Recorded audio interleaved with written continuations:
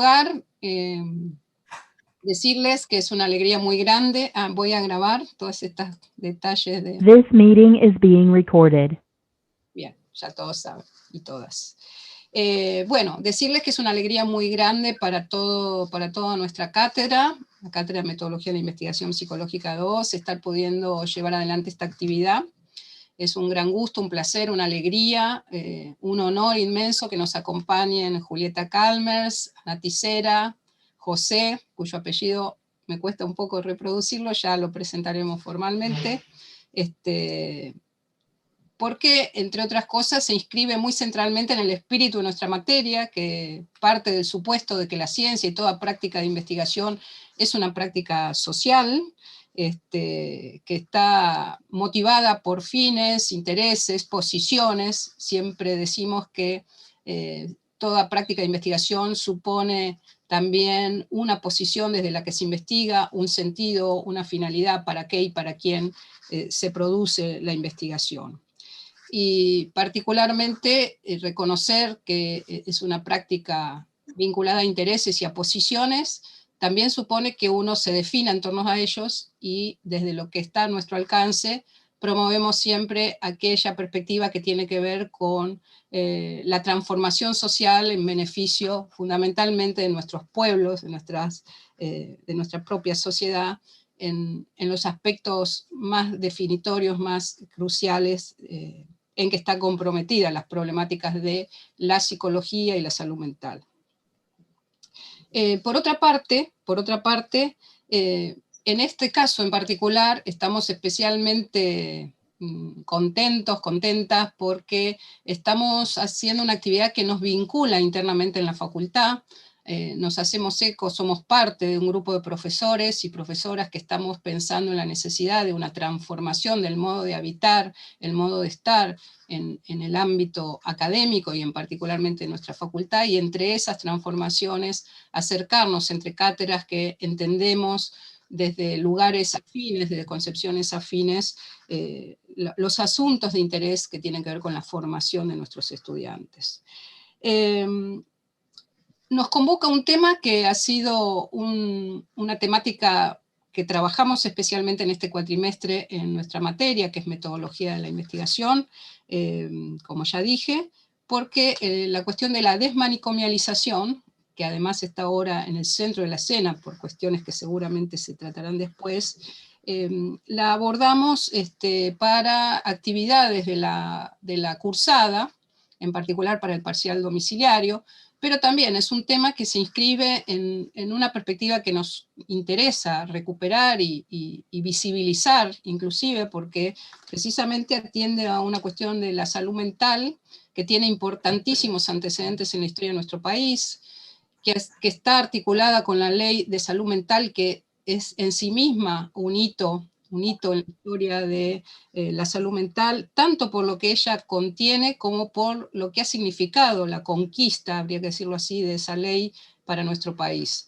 De modo tal que, por todas esas razones, el asunto de la desmanicomialización no es cualquier asunto. Como no es cualquier asunto, las cuestiones que atañen a la salud mental no es un asunto más de las sociedades, tiene que ver con la manera en que se entiende y se define valores, y por lo tanto están en juego siempre cuestiones ideológicas y políticas, y las definiciones sobre la salud mental son y necesariamente convocan a definiciones políticas e ideológicas.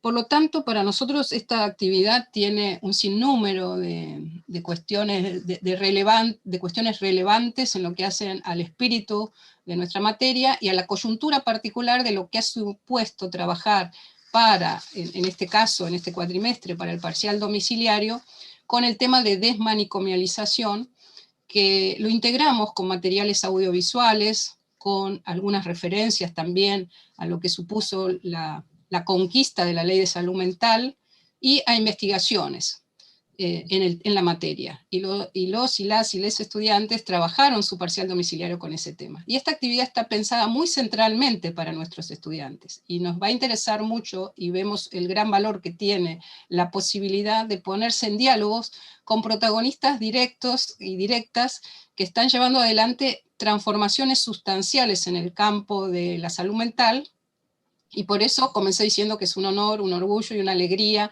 compartir este espacio con todos ustedes, y deseamos muy especialmente que los y les estudiantes tengan la posibilidad de, al finalizar las exposiciones, poder intercambiar, preguntarles y aprovechar esta gran oportunidad de tener un diálogo directo, que además tiene que ver con horizontes, que es importante que en la formación se adviertan de lo que supone el destino profesional, las distintas maneras de concebir la práctica en psicología y en salud mental, que también interesa revalorizar y resignificar en todo el trayecto formativo de nuestra carrera. Así que por todos esos motivos reitero mi agradecimiento. Le vamos a dejar entonces la palabra a Julieta, luego a Ana y José, y después abriremos el espacio de intercambio si todos y todas y todos están de acuerdo. Le paso entonces a Cecilia para que haga la presentación de Julieta Calmers, y luego seguirán las exposiciones. Muchas gracias nuevamente. Bueno, buenas tardes a todos, a todas. Es un gusto también para mí que hayamos podido organizar dentro de nuestra cátedra esta actividad. Y bueno, voy a tratar de resumir algunos antecedentes de Julieta Calmers, decir que ella es psicóloga, que es investigadora y docente en temas de infancias, niñez y derechos, que es docente de la Diplomatura en Salud Mental y Derechos Humanos de la Universidad de José C. Paz y de Enclaves Asociación Civil, que fue directora del Centro Ulloa de Asistencia a Víctimas del Terrorismo de Estado y Violaciones de Derechos Humanos, este centro perteneciente a la Secretaría de Derechos Humanos de la Nación, que asesoró en la Cámara de Diputados y en la de Senadores de la Nación, que supervisó en la Dirección de Orientación, Acompañamiento y Protección a Víctimas del Ministerio Público Fiscal, y que actualmente, y esta es la razón por la que está aquí hoy, es la subsecretaria de, y ella siempre dice que es muy largo el título de esa función, salud mental, consumos problemáticos y violencias en el ámbito de la salud pública del Ministerio de Salud de la provincia de Buenos Aires. Desde esta función está al frente de la reforma en salud mental que se viene desarrollando desde fines del 2019 en la provincia de Buenos Aires, y en el marco de la cual se desarrolla el programa Buenos Aires Libre de Manicomios. Así que le agradecemos nuevamente que nos acompañe, y Julieta, te paso la palabra. Bueno, buenos días, buenas tardes a todos, a todas, a todes. Ahí mientras leías el CV, yo soy egresada de la Facultad de Psicología de la UBA, espacio al que le debo mucho de mi formación, particularmente a través de un conjunto de docentes que marcaron mi trayectoria formativa y mi compromiso con lo público, docentes y profesores que están en ese espacio que Roxana mencionaba, del grupo de profesores que está buscando una mayor democratización de nuestra facultad, en sus prácticas, en sus instituciones y también en su pensamiento, ¿no? Porque para muchos de nosotros hubo que hacer un recorrido adentro de la facultad, ¿no? De ir buscando los vértices dentro de los cuales poder formarse en un paradigma de derechos, poder formarse en un pensamiento acerca de la salud pública, poder pensar las problemáticas sociales y el modo en que la salud mental y particularmente la psicología las concibe, las trabaja, y para muchos de nosotros que hace un tiempo hacemos una apuesta por la consolidación de un Estado, ¿no? De un Estado de Derecho que busque un mayor bienestar, mayor justicia y mayor igualdad, nos es muy evidente la distancia en la que nuestra facultad está del conjunto de los problemas más inmediatos y más directos con los que en general los profesionales se encuentran en el ámbito de la atención pública, ¿no? Los problemas de los consumos, los problemas de las violencias de género, los problemas de las infancias y los problemas de los padecimientos en salud mental que involucran las políticas de manicomialización, son más bien aquellos temas que están relegados en nuestra agenda formativa, así que felicito a Roxana, a Ana, y les agradezco enormemente que temas tan importantes puedan entrar en la agenda y que tengamos nosotros la oportunidad de hablar con los estudiantes, en un clima, podríamos decir, fresco, porque la reforma en salud mental que estamos haciendo en la provincia es una reforma que está en curso y que los diálogos como estos también nos inspiran a poder pensar y compartir. Está Sara Ardila presente en este encuentro. Sara es docente también de la Cátedra Alicia Stolkiner y forma parte del equipo de asesores con el que estamos trabajando la reforma en salud mental para la provincia. La provincia de Buenos Aires es, primero hay que decirlo, además de una provincia hermosa, extensa y muy heterogénea, es una provincia de 17,5 millones de personas que la habitan, lo cual para cualquier construcción de política pública es un desafío muy difícil de imaginar y de dimensionar. Si tomamos solamente los niños y niñas y adolescentes menores de 19 años en la provincia, es un número equivalente a 2 ciudades de Buenos Aires entera, solo los menores de 19 años, ¿no? Entonces, toda construcción de una política pública de la provincia tiene una escala y una complejidad, además de su extensión territorial y su heterogeneidad, que es necesario contemplar y que también para nosotros forma parte de la riqueza de la revolución cultural y sanitaria que estamos tratando de encabezar en el marco de un ministerio con Daniel Goyán, que es el ministro de Salud, y Nicolás Crepla, que es un viceministro, que son personas que forman parte de compañeros, de militancia de hace muchos años, de sanitaristas argentinos que apuestan a la salud pública y para los cuales la salud mental no les es un tema ajeno, ¿no? Hago esta pincelada que puede parecer de propaganda, pero que no lo es, porque para la posibilidad de gestionar en lo público temas de salud mental que implican cambios profundos culturales en las representaciones, en las prácticas, en los dispositivos y en los modos de trabajo, también hace falta tener autoridades en la gestión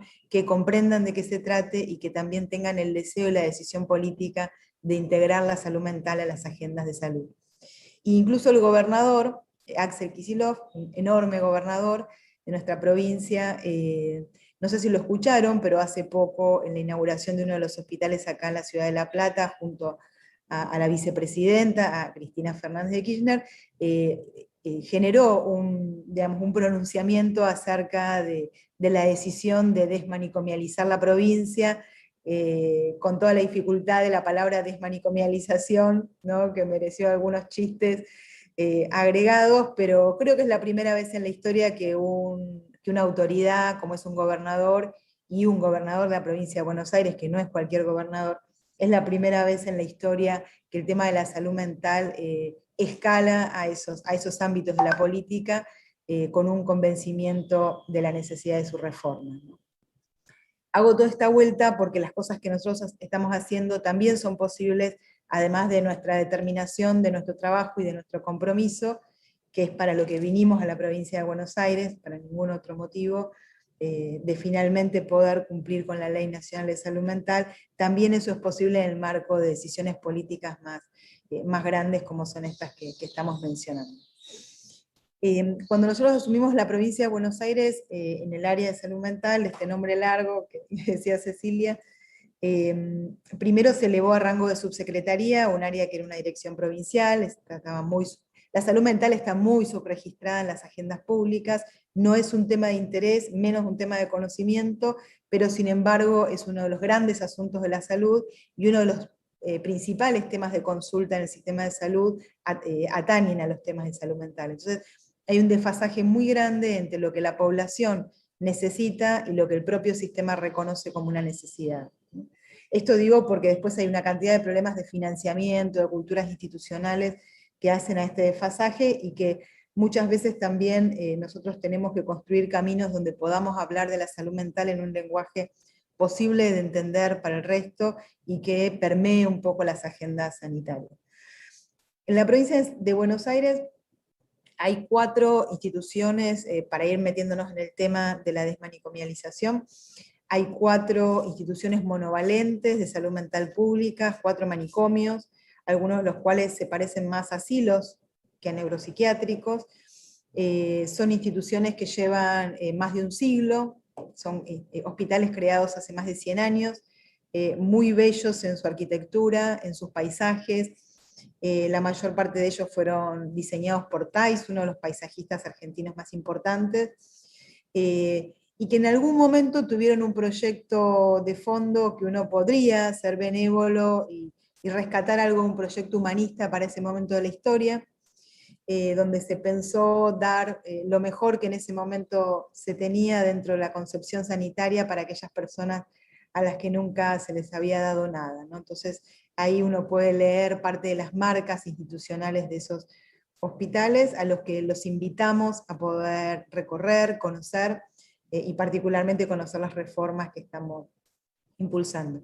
Pero en estos 100 años, de aquellos lugares a hoy, lo que se fue volviendo evidente en términos de las evidencias clínicas, de lo que los organismos de derechos humanos han podido constatar, de lo que muchos colectivos de trabajadores de la salud mental vienen diciendo hace muchas décadas, incluso antes de la ley nacional, lo que se plasma en la ley nacional y lo que se plasma además en tratados internacionales de derechos humanos, lo que recaba la Convención de las Personas, de los Derechos de las Personas con Discapacidad, lo que nuestro Código Civil también recepta, y lo que muchos organismos internacionales de derechos humanos también plantean, es que ese modelo, más bien un modelo asilar, manicomial, que pensó la atención de la salud mental a espaldas de la comunidad, más bien bajo condiciones de aislamiento, haya o no muros de cemento, y lógicas propias de las instituciones manicomiales, que no solo se explican por lo edilicio, sino por lógicas internas de pensar la salud y la salud mental, produjeron más que salud, produjeron enormes daños en la vida de las personas. ¿Cuáles son esos daños que produjeron? Es alejar a las personas de sus centros de vida, de sus redes comunitarias, de sus ámbitos laborales, de sus ámbitos familiares, sociales, barriales. Produjeron la pérdida de algo muy doloroso y que es muy doloroso también constatar, ¿no? Cuando uno recorre los hospitales neuropsiquiátricos públicos.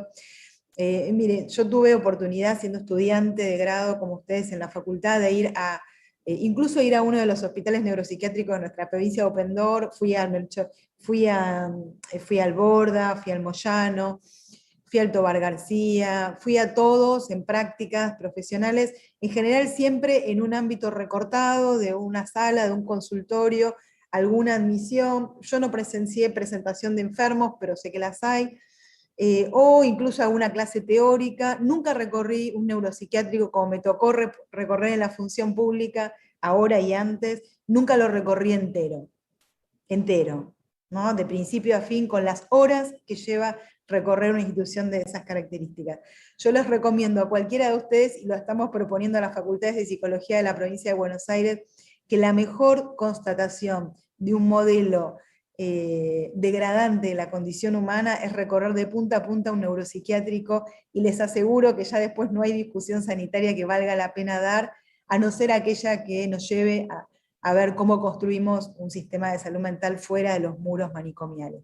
Porque ¿qué encuentra uno ahí? Todavía sigue encontrando pabellones de 50, 60 personas durmiendo en una misma habitación, sigue encontrando obviamente los mismos olores que habitan todos los neuropsiquiátricos públicos y privados, sigue encontrando algo muy doloroso, muy dañino, que es la pérdida de intimidad absoluta, no solo porque en una habitación de 60 personas ya nadie es dueño ni del espacio ni de la intimidad, sino porque a la vez, salvo algunos neuropsiquiátricos públicos, muchísimos otros no tienen, por ejemplo, puertas en los baños, ¿no? Tanto que se habla de la cuestión de la impulsividad, de la sexualidad, ¿no? de los pacientes de salud mental, hay una cuestión muy seria, muy representativa de lo que es el manicomio, que es el hecho de que gran parte de nuestros neuropsiquiátricos no tienen cortinas en los baños y no tienen puertas. Y esto no solo porque se rompió y no se repuso, como parte de la lógica de abandono de las instituciones, sino porque, por ejemplo, yo recorriendo el Hospital Cabral le pregunto a un enfermero, ¿y las puertas? Porque veo baños con inodoros, algunos todavía tenían letrinas, pero veo baños con inodoros sin puerta, y le pregunto, ¿y las puertas? Y el enfermero me contesta, por las puertas de seguridad. Si no se le ocurre que yo le estoy preguntando de que no hay puertas en los baños de los neuropsiquiátricos, y yo lo que advierto es que en muchos de los pabellones puertas nunca hubo, por la idea de lo que es la atención pabellonada, piensen que son instituciones de casi un siglo, que no han sido reformadas ni siquiera en lo edilicio.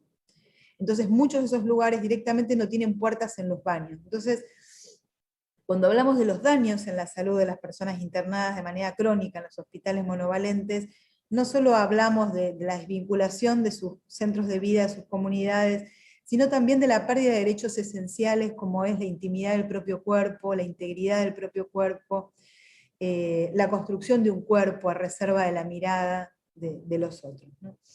Entonces hay condiciones muy elementales que están vulneradas, los pacientes de los neuropsiquiátricos, salvo en algunos que han tenido mucha intervención del CERS, de la Comisión por la Memoria y otros organismos de derechos humanos, siguen comiendo lo que se llama granel, es decir, es comida procesada, en cuchara, no comen con cuchillo y tenedor, con una idea de la peligrosidad de los cuchillos y los tenedores bastante ridícula, que causa gracia ya a esta altura de la historia, porque los pacientes de los neuropsiquiátricos, estamos hablando de pacientes crónicos, ¿no? A través de un relevamiento que hicimos, en el que Sara Ardila está trabajando mucho con un equipo de asesores, pudimos tener el dato que no existía en la provincia, que es que el 42% de las personas internadas en los neuropsiquiátricos públicos tiene más de 10 años de internación. Más de 10 años de internación. A partir de ese dato, ¿no? Ya no hay ningún margen para discutir si las personas que están ahí adentro están por motivos de salud mental, ¿no? Ninguna persona que tenga 10 años de internación puede estar justificada una internación por motivo de salud mental, ¿no? La única internación que se puede justificar por motivo de salud mental es una internación siempre breve, en los tiempos que sea esa brevedad, con control o no de legalidad, según si sea voluntaria, involuntaria o prolongada. Pero 10 años de internación son otras causas que por supuesto no son de salud mental las que originan la permanencia en estas instituciones.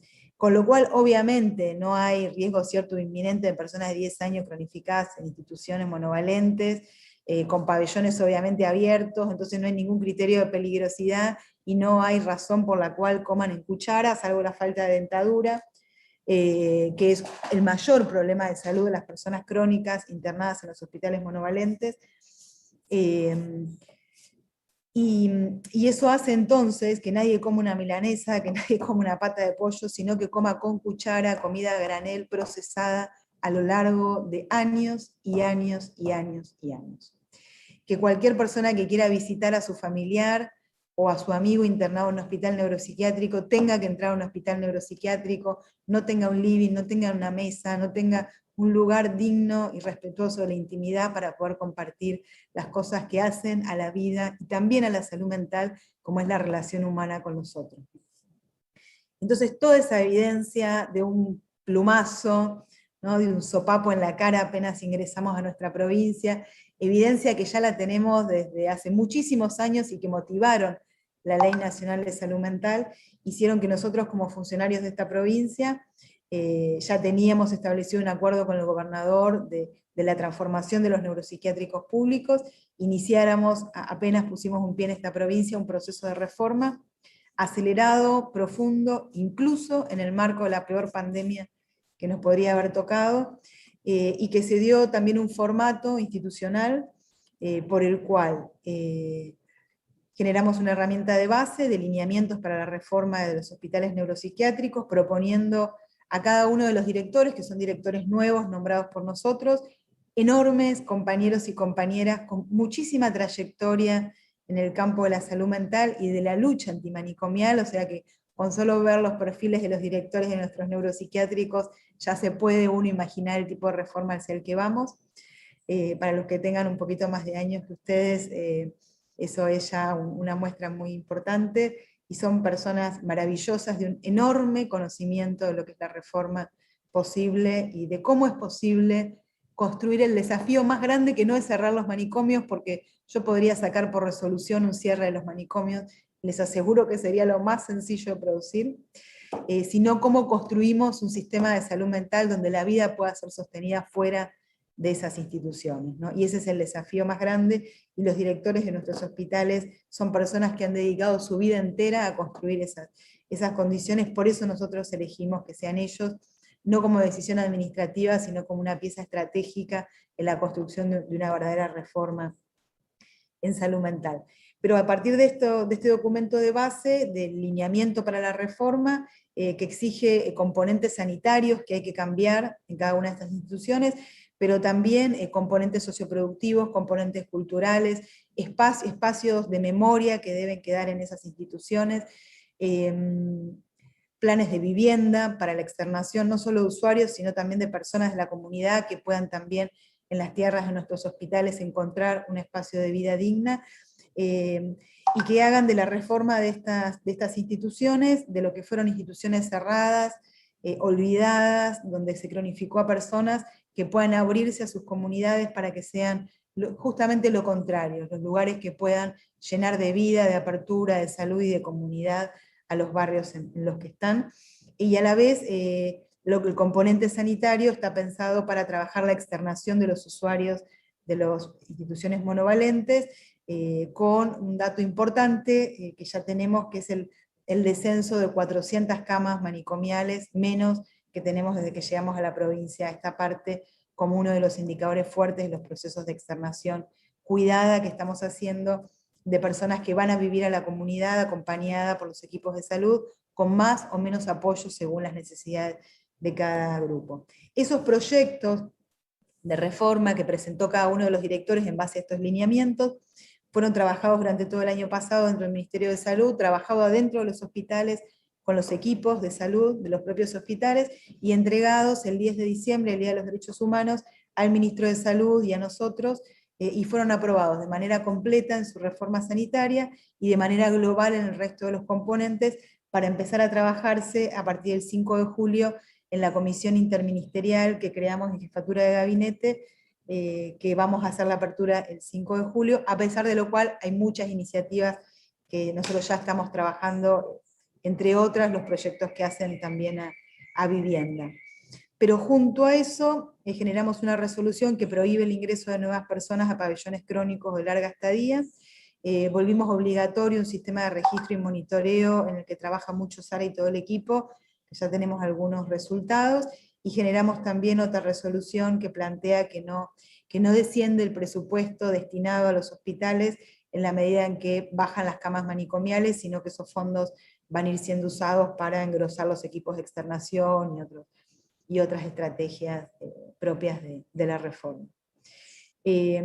Bueno, y junto a eso, no nos va a dar el tiempo, pero por lo menos dejarlo anotado, nosotros pensamos que la reforma de los neuropsiquiátricos es la pieza más dinámica de una reforma más profunda y más global, que implica tocar otros elementos del sistema de salud mental, que tiene que ver con los hospitales generales y que tiene que ver con la creación de esto que tanto decimos de dispositivos intermedios que permitan la inclusión en salud y en salud mental de las personas que puedan requerir acompañamiento de parte del Estado.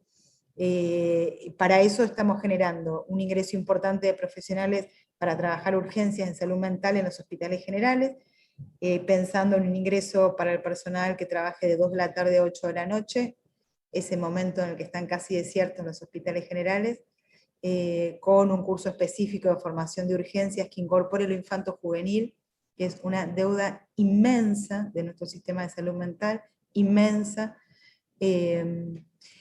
y estamos ampliando lo que vamos a llamar centros comunitarios de salud mental y consumo, como una estrategia también intermedia, bueno, intermedia dentro de una idea muy lineal, ¿no?, que tenemos el sistema de salud.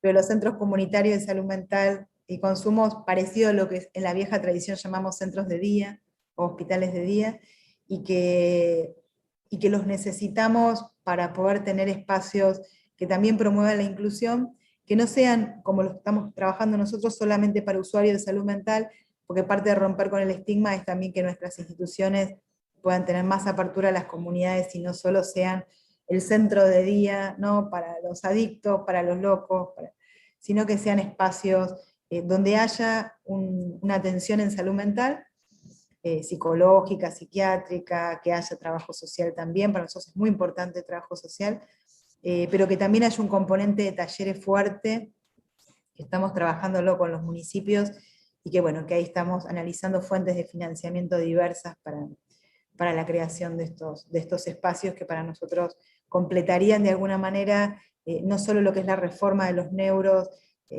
hacia el interior, podríamos decir, del desarme de estas instituciones enquilosadas, sino también en cómo tocar los otros elementos para ir hacia un modelo de atención en salud mental solidario, inclusivo, y que tenga en el centro a las personas y deje de tener en el centro el propio sistema de salud, que no es el eje de la preocupación de nuestra provincia, sino las personas y el acceso a sus derechos. Bueno, a las corridas, creo que más o menos, por lo menos... Absolutamente, en el marco muy interesante, surgen un sinnúmero de preguntas, cuestiones, pero también de mucha admiración por todo lo que están haciendo tan trascendente para la historia de la salud mental de nuestro país, no solo de la provincia de Buenos Aires. Dejará una huella muy importante todo esto. Le paso la palabra a Pía, que presenta a Ana y a José. Bueno, buenas tardes, gracias Roxana. Un gusto escuchar a Julieta y participar de este espacio y de esta reflexión en todo el cuatrimestre y de una actividad intercáteras, como fue presentada, así que bueno, muy contenta de que estemos gestionando y armando estos espacios de debate en la Facultad de Psicología que tanta falta hace, ¿no? Así que bueno, voy a presentar a dos compañeros con los que trabajo hace muchos años en el espacio del colectivo Praxis de la Facultad de Psicología. Ambos pertenecen al UBACIT que dirige la profesora Saldúa, que es Salud Mental Comunitaria, Contexto de Precarización y Políticas de Cuidado. Primero va a hablar la profesora Ana Tisera. Ana es licenciada en Psicología de la Universidad de Buenos Aires, jefa del programa residencial Hospital de Noche y Casa de Medio Camino del Hospital Borda, donde tuve oportunidad también de ver personalmente y marca la diferencia, como dice Julieta, es súper interesante el proyecto. Es titular de una práctica histórica que tiene nuestra facultad, que se llama Salud Mental y Desinstitucionalización, jefe de trabajos prácticos de Psicología Preventiva también de nuestra facultad, y fue docente de Salud Mental de la Facultad de Medicina de la UBA hasta el 2001, es especialista en Políticas y Gestión de Salud Mental de nuestra facultad y diplomada en Salud Mental y Derechos Humanos por la Facultad de Derecho de Mar del Plata. En el Hospital Borda es secretaria de Derechos Humanos de la Asociación de Profesionales del Hospital. Y luego va a hablar, los presento a los dos porque presenté el UBACIT del colectivo, el licenciado José Loigorri, espero haberlo dicho bien, años practicando.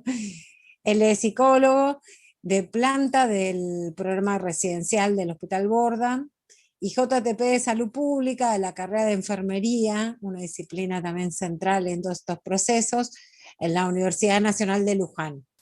Y es maestrando de la Maestría de Psicología Social Comunitaria de la UBA. Así que bueno, un gusto, gracias por estar acá y les pasamos la palabra. Bueno, muchas gracias por la invitación, en principio, a la cátedra, a Roxana, a María Pía, a los profesores y profesoras presentes. Es realmente muy interesante compartir esta conferencia, esta clase con Julieta y escuchar lo que estamos conociendo y nos estamos enterando de las transformaciones que están sucediendo en la provincia de Buenos Aires. Bueno, retomando un poquito lo que queremos contar nosotros, voy a hacer mención a mi trabajo en la Facultad de Psicología. Yo trabajo hace muchos años en la Cátedra de Psicología Preventiva con la profesora Graciela Saldúa, hoy consulta, y desde esa cátedra tuve la oportunidad de conocer una de las reformas más importantes en la provincia de Río Negro, y pudimos armar a fines de los 90 una práctica que fue la práctica de salud mental y desinstitucionalización en la provincia de Río Negro. Así fue como comenzó la práctica que aún estamos dictando, y pudimos conocer una reforma trascendental que dura hasta la actualidad, con una ley que fue un antecedente a la Ley Nacional de Salud Mental, y la propuesta pedagógica también fue realmente inédita y muy original, o sea, nos dio la oportunidad a docentes y estudiantes de conocer una reforma provincial en los años que surge en el año 91 con la ley 2440, y en ese momento estaba en la provincia dirigiendo la reforma Hugo Cohen y Graciela Natela, y pudimos conocer cómo funcionaban. Estuvimos aproximadamente en 10 ciudades, pudieron viajar aproximadamente 70 estudiantes, lo hacíamos como curso de verano, y realmente pudimos ver que era posible una transformación donde las personas se atendieran en la comunidad, donde el monovalente había dejado de funcionar, y las personas que atravesaban una crisis eran atendidas en el hospital de su pueblo. A partir de ese convenio con la provincia de Río Negro cayó. Forma parte de las vicisitudes de nuestra facultad, que ahora no me voy a detener, pero bueno, no fue posible continuar con el convenio. Y a partir del año, más o menos, creo, el año 2005, continuamos con la bandera de la desmanicomialización, ya en un formato local, donde empezamos a trabajar con algunos procesos que se venían dando en la provincia, como el PREA, que realmente trabajamos mucho con la gente de María Rosa Roures, gente que ahora está dirigiendo esos hospitales, como bien contaba Julieta, que vienen trabajando como muy desde abajo la transformación, que pudieron abrir un montón de casas donde se mudaron señoras para vivir en comunidad. Esta experiencia realmente nos enriqueció a muchos de nosotros, y pudimos, a partir de esta experiencia que llevamos adelante en la práctica Salud Mental y Desinstitucionalización, pensar un proyecto que pudiéramos llevar adelante, algunos que veníamos trabajando en el monovalente en el Hospital Borda. Yo, paralelamente a esta actividad docente, trabajaba como psicóloga de planta, había sido concurrente, tuve la oportunidad de ingresar a la planta del Hospital Borda, y siempre estuve ligada a los procesos de externación. Yo entré aproximadamente en los 80 en el Hospital Borda, en un momento donde la apertura democrática provocó que se reabrieran procesos comunitarios que habían sido interrumpidos en la etapa de la dictadura, y que como los procesos de Mauricio Goldenberg o las experiencias de que se realizaban en los fondos del hospital, con Moffat a la cabeza, muchas experiencias que habían sido interrumpidas, en los años 80 se retoman, y es ahí donde en el hospital se vuelve a retomar el tema de la transformación con Vicente Gali, con la apertura democrática. Eso en la ciudad de Buenos Aires siempre fue un tema muy resistido. Esto fue una situación permanente a través de los años, que los procesos de transformación no fueron bienvenidos, y se promulgó la 448 en el año 2000 con un intento de empezar a discutir y a profundizar el tema de la desinstitucionalización, de la mano de la autonomización, del proceso de autonomía de la ciudad de Buenos Aires. Fue ahí que empezamos, a partir del proceso de Prealta, donde estuvimos trabajando junto con José Loigorri. José venía trabajando también en la práctica, también ingresa como concurrente en el hospital, y trabajamos durante bastante tiempo en estos procesos de externación asistida desde el programa de Prealta. En el año 2017 tuvimos la posibilidad de concursar, tanto él como yo. Él ingresa a la planta como psicólogo, y yo pude concursar el cargo del hospital de noche. El equipo se jubila, tiene un equipo que estuvo trabajando durante aproximadamente 20 años, y el hospital de noche es un dispositivo estratégico, porque fue generado aproximadamente de manera similar a lo que fue en los años 60 el hospital de día, ¿no? La implementación del hospital de día como una manera de generar dispositivos sustitutivos a la internación, ¿no? Me estoy haciendo mención a un concepto que plantea la Ley Nacional de Salud Mental, que los monovalentes deben ser sustituidos por dispositivos sustitutivos que superen las lógicas manicomiales y que ofrezcan un camino de restitución de derechos, donde las personas puedan volver a vivir en la comunidad y donde puedan superar esta situación de paciente eterno, ¿no? Donde puedan volver a ser vecinos, donde puedan volver a ser trabajadores, donde puedan volver a tener una familia, amigos. En ese sentido, cuando pudimos trabajar este proyecto de hospital de noche, lo pensamos como un programa residencial. El hospital de noche figuraba en la estructura del hospital, y el hospital había recibido una casa donada por el gobierno de la ciudad en el año 2000. Esa casa de Medio Camino queda en el barrio de Flores, y nunca tuvo una estructura formal dentro del hospital y quedó como añadida al hospital de noche. En ese momento lo que pensamos es un programa residencial que tuviera una lógica similar, donde las personas que estuvieran allí no estaban internadas, ya estaban de alta, podían estar durante un tiempo en estos dispositivos, pueden estar durante un tiempo con el objetivo de obtener un domicilio en la comunidad. Trabajamos mucho la idea del consentimiento informado para poder trabajar con estas personas este pasaje donde las personas iban a estar un corto tiempo, 3 meses, el consentimiento se firma por 3 meses y puede renovarse en virtud de los objetivos que cada uno se proponga. El objetivo general es obtener un domicilio en la comunidad, pero hay como trayectorias singulares que vamos trabajando con cada uno de ellos y vamos renovando este consentimiento informado según logremos los objetivos que cada sujeto necesita o se requiere para poder lograr una externación sustentable, una externación efectiva en la comunidad.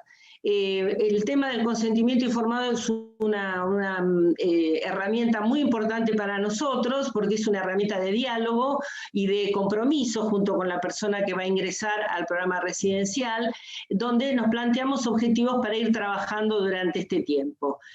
Este proceso tiene que ver con adquirir cada vez mayor autonomía, donde estas personas puedan ir pensando un proyecto futuro, donde piensan que podrían vivir.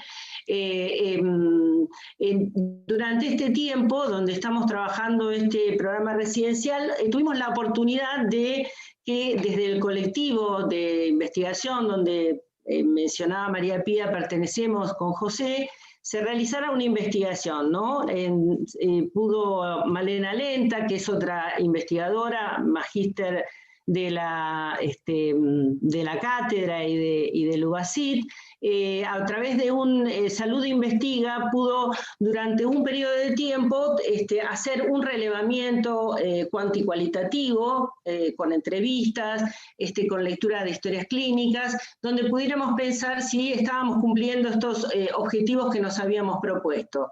Esto fue un poco lo que generó algunos artículos, creo que uno de ellos fue el que trabajaron en el parcial, donde ustedes pudieron, algunos de los estudiantes, esos estudiantes que están acá, pudieron leer un poco acerca de este proceso, donde pudimos empezar a medir un poco más, con más seriedad, digamos, o con mayor profundidad, si realmente estábamos logrando esto que nos habíamos propuesto. Luego de ese periodo que Malena estuvo investigando, continuamos haciendo el mismo relevamiento. La idea es que José nos muestre algunas filminas con los datos que fuimos obteniendo de este relevamiento y donde aparecen algunos de los objetivos que nos hemos propuesto. Lo que bueno, una de las cuestiones que menciono es el consentimiento informado, y otro es la continuidad de cuidados. Algo que hemos trabajado mucho es que las personas que egresan del monovalente continuemos trabajando con ellas algunas cuestiones que muchas veces generan recaídas o reinternaciones. Entonces hay un trabajo que seguimos haciendo en la comunidad con otra frecuencia, donde nos ponemos objetivos diferentes y donde aparecen otras circunstancias que venimos analizando. Una de ellas, por ejemplo, es la idea del hotel amigable. Ustedes saben que en la Ciudad de Buenos Aires la cuestión de la vivienda es muy acuciante, la posibilidad de conseguir una vivienda es muy difícil, en general la salida habitacional suele ser un hotel, y estuvimos trabajando en la idea del hotel amigable, donde estas personas que se iban a vivir a un hotel fuera un lugar donde aceptaran o estuvieran de acuerdo que iban a vivir una persona con sufrimiento mental. Esto lo hicimos también, un relevamiento en los hoteles, tanto de la zona de Constitución, donde está el Hospital de Noche, como en Flores, donde está la Casa de Medio Camino, para también entablar diálogo con esos hoteleros o con esos encargados de los hoteles que pudieran ser aliados en el caso de una crisis o de si algún usuario dejaba de tomar la medicación o necesitaba que apuntaláramos alguna cuestión de la cotidianeidad. Esas cuestiones fueron apareciendo a lo largo de nuestro trabajo, y estamos pensándolas aún porque nos parecen conceptos como muy potentes y que dan mucho para pensar y para seguir profundizando. Bueno, lo invito a José que presente el Power para que, medio como rapidito, para que podamos dar un espacio para preguntas, y algunas cuestiones de las que estoy mencionando seguramente aparecen en las filminas y las podemos ver nuevamente y repasar lo que fui diciendo. Así que, ¿te parece, sí, José? Sí, perfecto. Buenas tardes. La idea, como decía Ana, era presentar algunos de los aspectos de los relevamientos que estuvimos haciendo. Ahí comparto pantalla con el Power que preparamos. Disculpen, aquí está mi hija un poco... perdón, la cuestión de lo virtual. Bueno, lo que decía Ana entonces era tratar de presentar el monitoreo que realizó Malena en el marco de las becas Salud Investiga.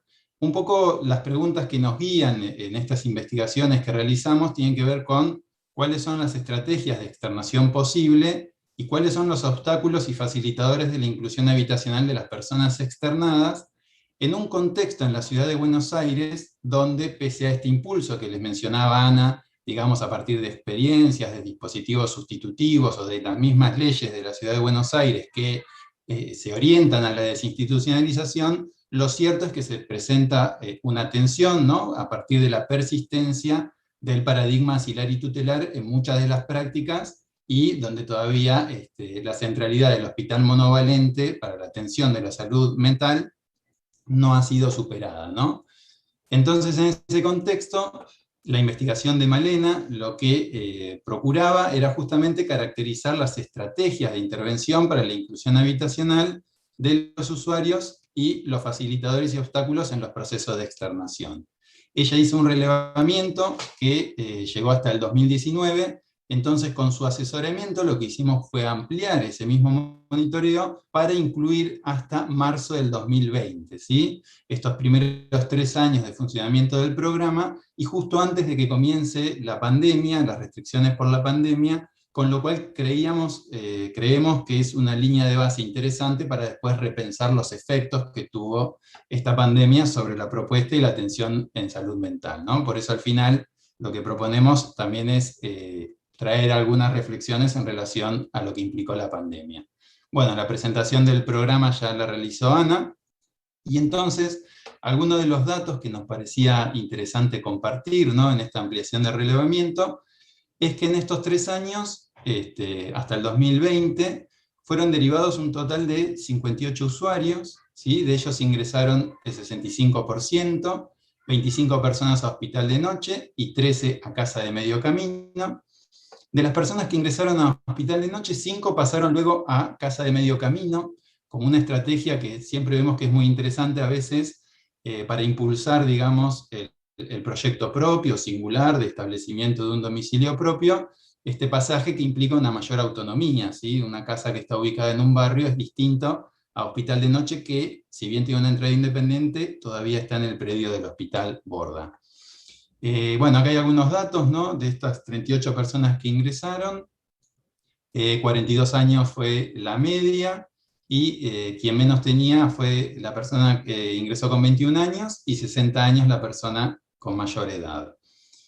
6 de ellos poseían vivienda propia, pero 2 no podían regresar a la misma, ¿sí? Esto es un aspecto también que nos parece interesante, siempre ir relevando las características en relación a las redes sociales, materiales que tengan las personas que ingresan.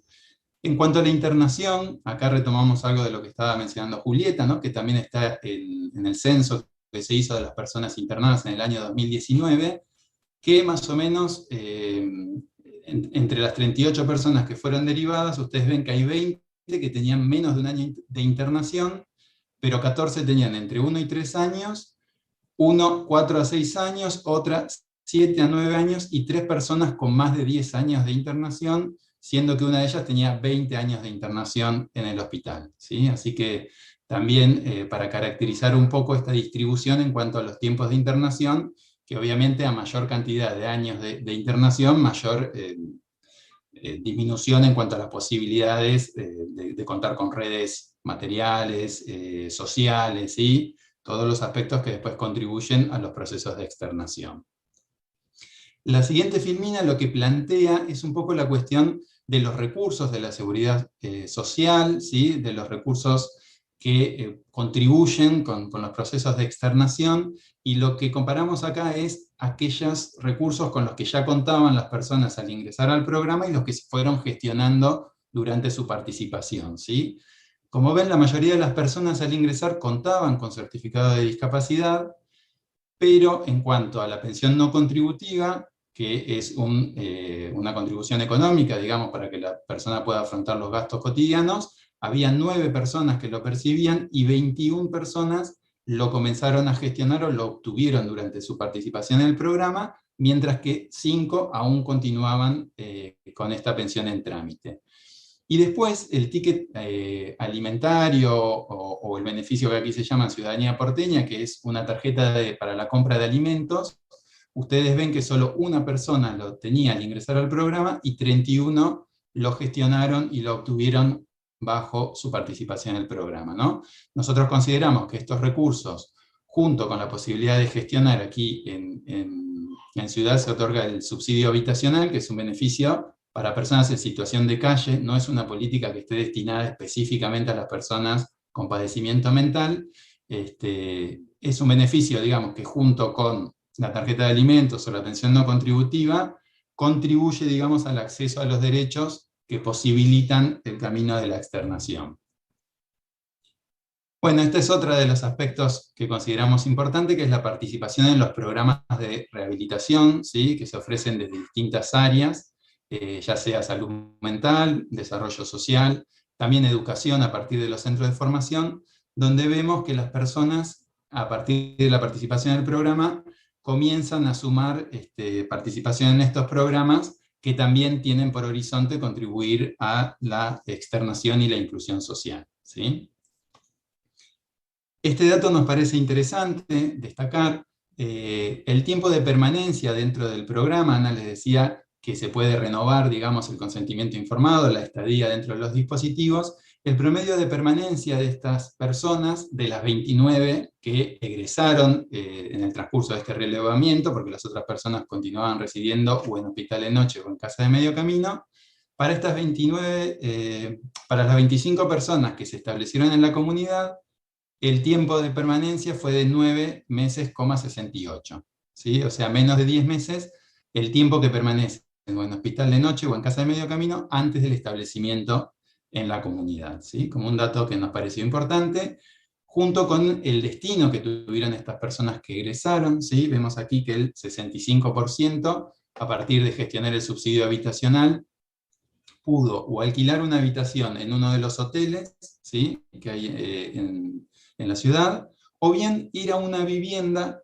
de una persona que le alquilaba una habitación en esa casa, ¿sí? Que esta es uno de los aspectos novedosos que nosotros vemos respecto de personas que tienen una vivienda, que la pueden recuperar luego de la internación, y que le alquilan a compañeros para que puedan residir allí, en esto que nosotros llamamos vivienda asistida, porque participamos desde el programa en el acompañamiento de ese proyecto, ¿sí?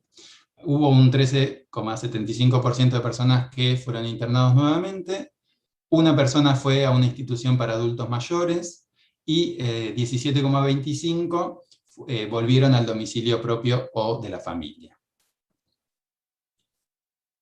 Esto un poco lo que sintetiza es la propuesta de trabajo desde el programa residencial, con 3 momentos, que son el momento de la admisión, el momento de la estadía en el dispositivo y el establecimiento en la comunidad, con mucha importancia en el trabajo de la admisión, ¿no? Esto se está destacando mucho en distintos relevamientos y estudios que se realizan, como focalizar allí en el armado de lo que va a ser el proyecto singular de la persona es muy importante, y lo que este gráfico busca justamente transmitir es cómo se va generando una autonomía progresiva, por ejemplo, respecto de la toma de medicación. Esto es algo que en el hospital monovalente no se trabaja. Generalmente los profesionales de enfermería dan la medicación y la persona muchas veces no sabe qué es lo que toma, digamos, entonces todo el trabajo para la toma de medicación es muy importante, y a lo que se va sumando, digamos, el trabajo con las redes comunitarias, ¿sí?, de estas personas, que va conformando lo que después va a continuar una vez que se establezca en la comunidad como un acompañamiento, como una red de cuidado. Junto con eso, la participación en programas, la gestión de recursos de la seguridad social, y luego esta posibilidad, digamos, del trabajo comunitario en relación a lo que puede ser la participación del equipo también en relación a los hoteles, como decíamos, amigables, o las casas asistidas. Y finalmente, para mencionar brevemente algunas de las estrategias, en realidad Ana ya lo estuvo comentando, ¿no? Esta posibilidad de ir trabajando sobre el consentimiento informado y la autonomía progresiva, así que la persona se vuelva protagonista del proceso de externación, con las estrategias intersectoriales, ¿sí?, esto de poder aunar el trabajo con otros programas, otras áreas que no sea solo de salud mental, sino también educación, trabajo o desarrollo social. La estrategia de armado de grupalidad, esto ya se ve desde los propios dispositivos residenciales, ¿sí?, la posibilidad de ir armando grupos o amistades y demás que luego continúan una vez externados. Muchas personas que están en hoteles conviven con personas que compartieron en los dispositivos residenciales y se arman situaciones similares de, por ejemplo, comprar la comida entre todos, elaborar los alimentos, poder gestionar la cotidianeidad también en conjunto, ¿no? Y finalmente, estas experiencias innovadoras en terreno, como son las viviendas con apoyo, los hoteles amigables, que permiten un abordaje comunitario para consolidar los procesos de externación e inclusión social. Bueno, los obstáculos y los facilitadores, por ahí podemos después seguir profundizando, ¿no? Un poco ya estamos comentando esta cuestión de aspectos macrosociales, como la crisis, la extensión de los plazos, ¿sí? A partir del 2015, se estiraron mucho los plazos para gestionar la pensión no contributiva y demás, cuestiones que ahora se están regularizando. También barreras para el acceso a efectores con base en la comunidad, o el acceso a viviendas precarias, tanto en términos materiales como vinculares, ¿no? Que estas redes, como decíamos, comunitarias, permiten ir trabajando y acompañando el proceso de externación en ese sentido.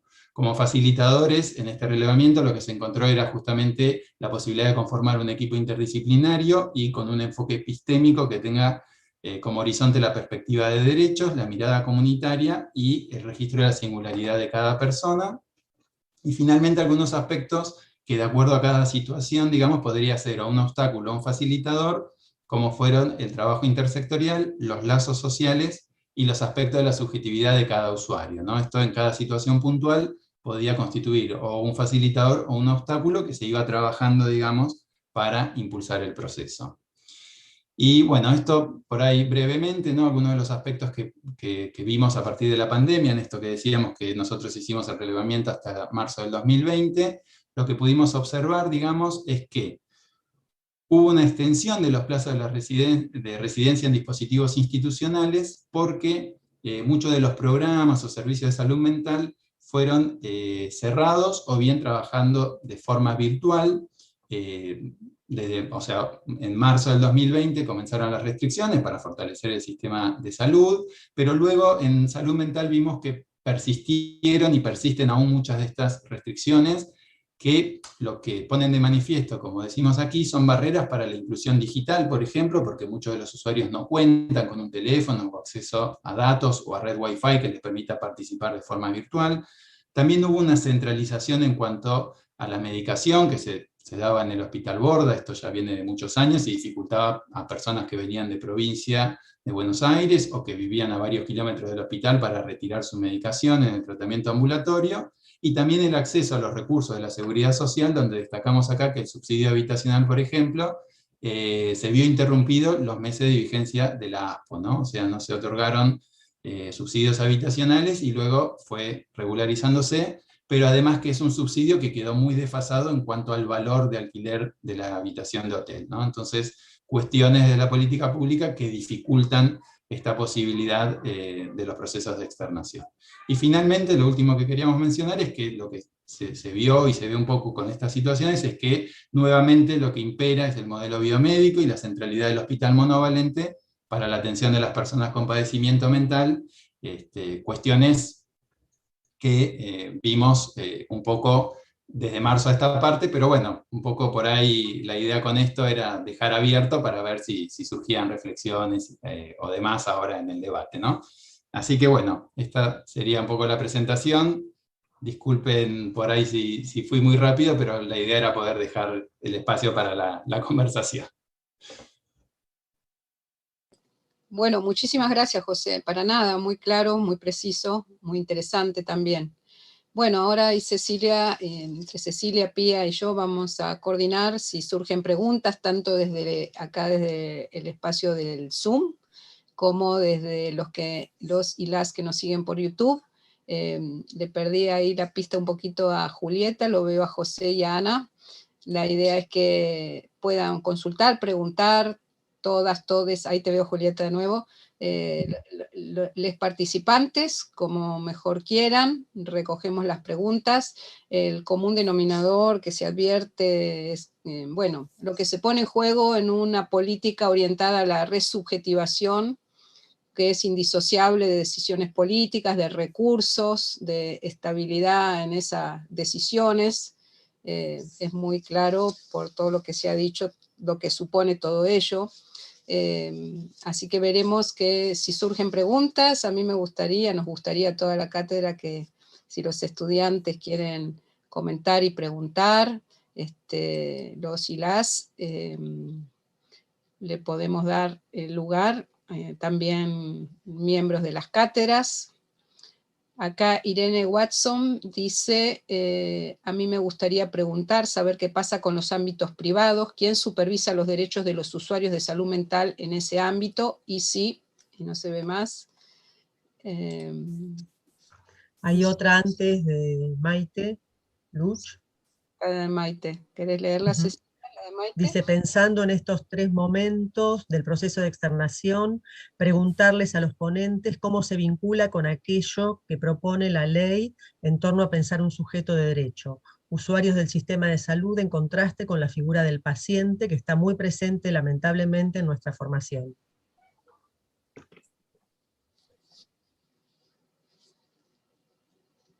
Bueno. Tomo yo la palabra, Ana, y después seguís. Sí. Dale, Julieta, sí. Bueno, contesto. Sí.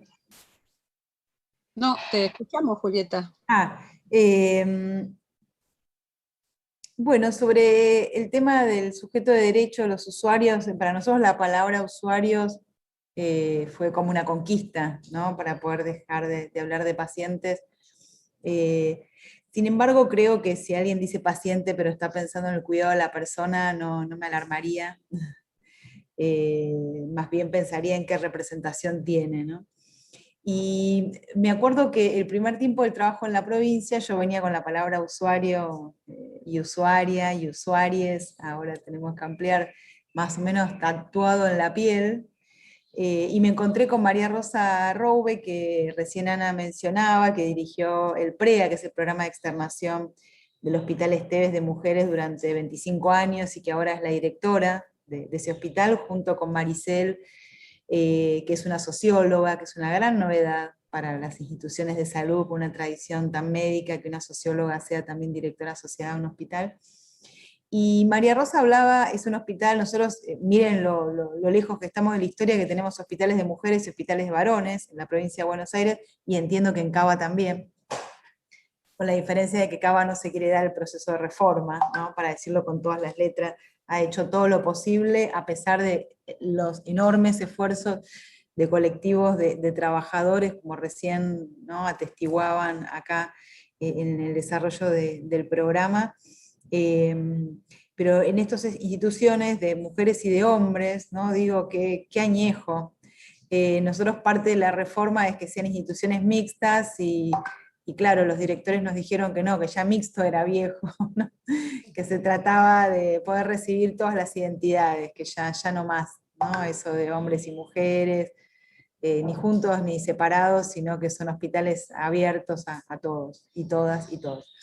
Pero bueno, María Rosa me decía las señoras, porque es un hospital de mujeres, las señoras del hospital, y la verdad que nosotros estamos, o por lo menos yo en lo personal estoy optando por el uso más directo del lenguaje y hablar de los hombres, de las mujeres, ¿no?, de las diversidades que se atienden en el sistema de salud, ¿no?, de las personas que tienen identidades múltiples y que necesitan de un sistema de salud cercano, abierto, amoroso.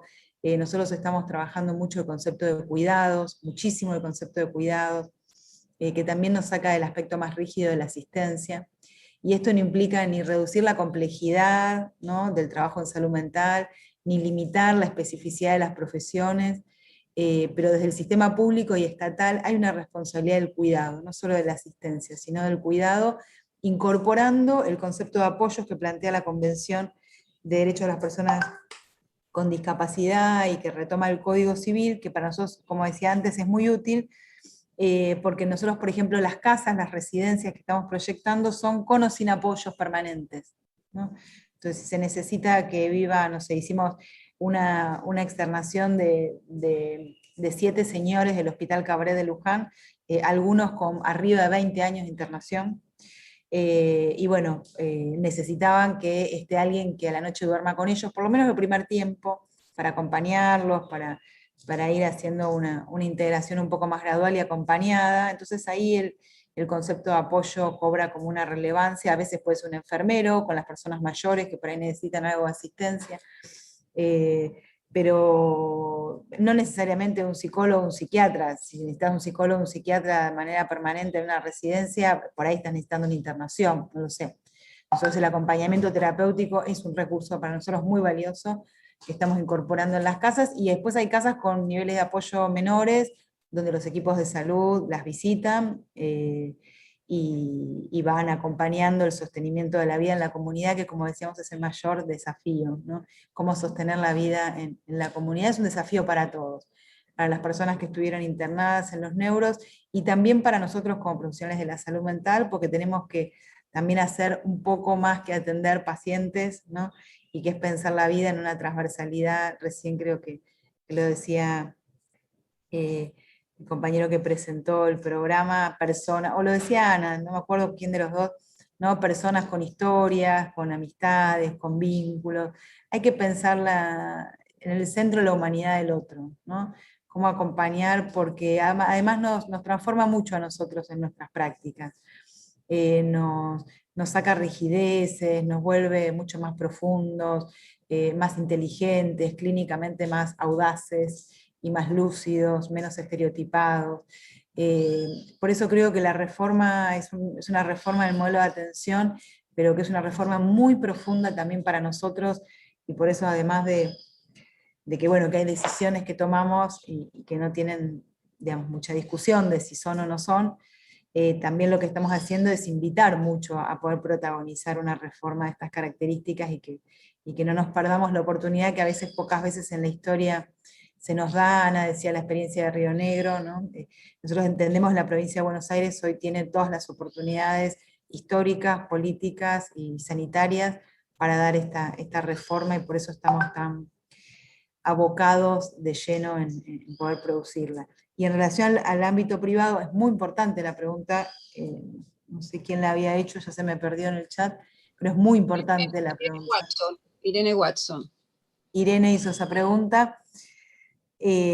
Nosotros tenemos en la provincia de Buenos Aires habilitadas, y después hay otro tanto enorme sin habilitar, habilitadas 200 instituciones de salud mental privadas, 80 clínicas de salud mental y 120 comunidades terapéuticas, y insisto, otro tanto importante sin habilitar, a la espera de habilitación. La provincia de Buenos Aires, para que se den una idea, no tenía norma de habilitación y fiscalización acorde a la ley. Está apoyada en medio alfiler, toda la estructura administrativa de control y de gestión. Ayer empezamos una capacitación muy importante con la Secretaría de Derechos Humanos de Nación, de provincia, con la Comisión por la Memoria, a todos los trabajadores que hacen la fiscalización sanitaria, para que no miren nada más techo, ventana, puerta, sino que vean a las personas y empezar a enseñar también cómo es auditar en salud mental bajo un paradigma de derechos, cómo es hacerlo de una manera cuidadosa para las personas también, porque nosotros nos vamos y las personas continúan, y cómo empezar a asumir la responsabilidad estatal de producir no solo una fiscalización, sino la transformación que también el sector privado tiene que darse, porque gran parte del pueblo de la provincia se atiende también ahí. Incluso el Estado subvenciona parte de las instituciones privadas, no particularmente el Ministerio, no es una política que nosotros vamos a hacer, pero la Secretaría, la CEDRONAR, la Secretaría Nacional de Drogas, los organismos de protección de derechos de los niños, bueno, un montón de instituciones subvencionan el sector privado, las obras sociales. Nosotros tenemos una mesa de trabajo con IOMA, que es la obra social provincial, para trabajar justamente este tema. Y entonces lo que vamos a hacer en breve es producir una norma de habilitación nueva para la provincia de Buenos Aires. Es un tema muy pendiente, muy delicado, también muy delicado, que estuvimos trabajando con mucho cuidado durante este tiempo, y vamos a generar un área dentro de la subsecretaría que va a trabajar los planes de adecuación en un marco de procesos. Nosotros queremos una reforma real, y para eso se tiene que desencadenar un proceso, y el Estado tiene que acompañar ese proceso, bueno, para todas estas instituciones, que algunas están más cerca de la ley, otras están muy lejos, y ese es un proceso que nos tenemos que dar. Es una pregunta muy importante. Bien, hay otra pregunta acá. A mí me interesa saber cómo es posible generar cambios en las representaciones sociales, dice Jimena, ya que más allá de todas las políticas que se puedan implementar, hay una mirada social predominante de segregación y exclusión. Perdón, no sé, Ana, si vos querías contestar algo en lo anterior, no le dimos la palabra, no sé. O sea, me sumo a lo que contestó Julieta, que en realidad a veces hablamos de usuarios cuando escribimos algún paper, cuando tenemos que hablar con un equipo derivante hablamos de pacientes. La ley dice que son personas con sufrimiento total, y nosotros hablamos, como decía recién Julieta, son señores, ¿no? Les decimos, en la vida cotidiana hablamos como hablamos normalmente. Eso, o sea, son señores y así los denominamos, pero, o sea, según el contexto, muchas veces esas nominaciones cambian. Y nada, contesto unas preguntas ahí, que yo también me sumo a la invitación a que pueden conocer estos dispositivos. De hecho, están en la práctica. Salud mental y desinstitucionalización incluye algunos de estos dispositivos que se pueden conocer, pero obviamente cuando vuelva a la presencialidad, porque ahora las instancias son todas virtuales. Así que estamos abiertos a dar a conocer o invitar a que puedan sumarse, sobre todo a partir de la práctica salud mental y desinstitucionalización. Paso el chivo y me muteo. Buenísimo, un momento para motivar a que se acerquen. Claro.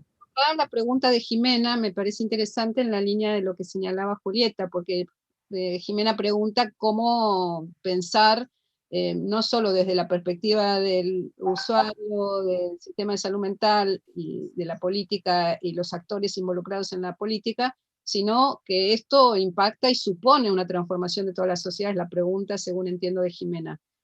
Más allá de las políticas, cómo implementar, o qué se encuentran también en términos de esta mirada social, segregación, exclusión. Les dejo si quieren contestar algo, comentar algo, no sé. Sí, me parece que tiene un montón de niveles, es un trabajo, yo coincido, es uno de los trabajos más importantes,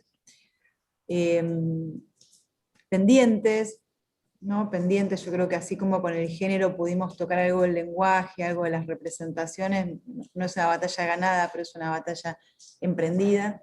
Me parece que con la salud mental también. Y me parece que la pandemia es una oportunidad, porque a nadie le cabe duda que la salud mental es parte de la vida de todos y de todas, ¿no? Que es un aspecto de la condición humana, que forma parte del bienestar y del sufrimiento, tiene esas dos caras, ¿no? Nosotros insistimos mucho en que nuestras políticas de salud mental no están circunscritas a tratar la enfermedad o el padecimiento o el sufrimiento, sino que también están para potenciar los aspectos vitales, las fuerzas vitales de nuestro pueblo. Lo insistimos mucho en lo que tiene que ver con las infancias, aún más. Nos resistimos a ser solo una institución derivadora de casos, no receptora de derivación de casos. Nos proponemos, con educación estamos haciendo un camino muy, muy lindo. Ahora empezamos en Bahía Blanca unos talleres juntos, educación y salud, para hablar de lo que nos pasó en la pandemia, y de los sufrimientos de los chicos y de las chicas en un ambiente colectivo, más allá de los casos que no vamos a dejar de recibirlos, atenderlos de la mejor manera siempre y bajo el mejor modelo, pero también poder permear otras instituciones donde hablar de la salud mental no sea hablar de enfermedad, y donde tratemos de... sigue dando mucha vergüenza hablar de lo que nos pasa en términos de la salud mental, y seguimos tendiendo a reducirlo a un aspecto muy, no digo singular, a un aspecto individual, porque la singularidad es parte de lo que por suerte como cultura argentina y gracias al psicoanálisis no renunciaremos jamás a plantear como una condición irreductible de lo humano, la singularidad, la diferencia que nos hace ser distintos unos de otros, y todo lo que se puede desencadenar a partir de ahí, ¿no? Y de lo que aún no conocemos de nosotros mismos. Es una pieza de oro, digamos, que no vamos a regalar nunca. Pero se genera una confusión también donde aparece lo individual a veces en reemplazo de lo singular, y tendemos en salud mental también a que las propias representaciones sociales que tenemos hagan que nuestros sufrimientos los enlacemos meramente a nosotros como individuos, ¿no? Entonces yo estoy segura que hay un enorme sufrimiento con la pandemia, que muchísimas personas se lo están cargando en la mochila de porque yo soy así, ¿no? Porque a mí me pasan estas cosas, porque yo no puedo hacerlo de otra manera, porque yo no puedo con mis hijos esto, porque yo no puedo con mi historia esto otro, ¿no?